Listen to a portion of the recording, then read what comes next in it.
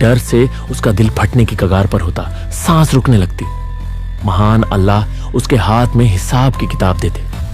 यह जीवन का अंतिम फैसला था। जिसने नेक काम किए उसकी किताब दाहिने हाथ में दी जाती। वह खुशी से कहता, लो मेरे हिसाब को पढ़ो।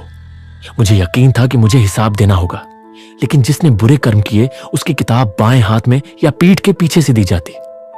वह पागल होकर चीखने लगता, हाय अफसोस, काश मुझे यह किताब न दी गई होती, काश मुझे मेरा हिसाब न पता होता।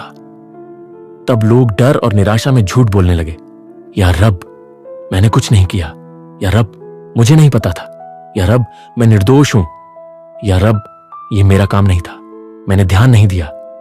तब अल्लाह ने कहा, झूठ मत बोलो, तुम सच नहीं छिपा सकते, सब कुछ लिखा हुआ है, सब कुछ संग्रहित है। अचानक लोगों के मुंह सील कर दिए गए, लेकिन उनके हाथ बोलने लगे।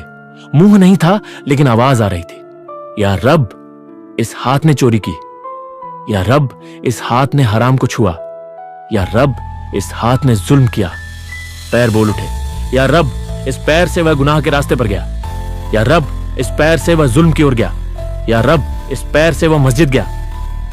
आंखें बोली, या रब इस आंख से उसने हराम की ओर देखा, या रब इस आंख से उसने गंदी तस्वीरें देखी।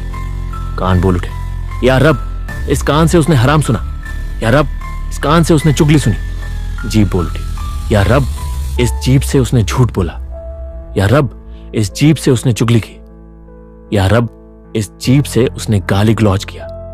लोग हैरान रह गए। उनके अपने अंग उनके खिलाफ गवाही दे रहे थे।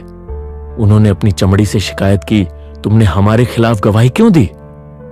चमड़ी ने जवाब दिया, अल्लाह जिन्होंने हर चीज को बोलने की शक्ति दी, उन्होंने हमें भी बोलने की शक्ति दी। इस तरह सत्य पूरी तरह प्रकट हो गया। कुछ भी छिपा नहीं रहा। कोई झूठ नहीं बोल सका, कोई बहाना नहीं बना सका, क्योंकि उनके अपने शरीर ने गवाही दे दी। फिर हर काम का हिसाब हुआ। हर छोटे बड़े नेक काम का बदला मिला। हर छोटे बड़े गुनाह की सजा मिली। कुछ बंदों को अल्लाह ने अपनी रहमत और करुणा से माफ कर दिया, लेकिन ज्यादातर जहन्नम में गए। आदम के बेटों में से हर 1000 में से 999 जहन्नम में जाएंगे। इस तरह हिसाब पूरा हुआ। अब बिछड़ने का समय आया।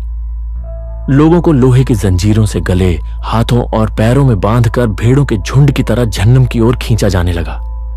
वे रो रहे थे, मिन्नत कर रहे थे, या रब हमें एक और मौका दे दो, हमें दुनिया में वापस भेज दो, हम खुद को सुधार लेंगे, हम अच्छे बन जाएंगे।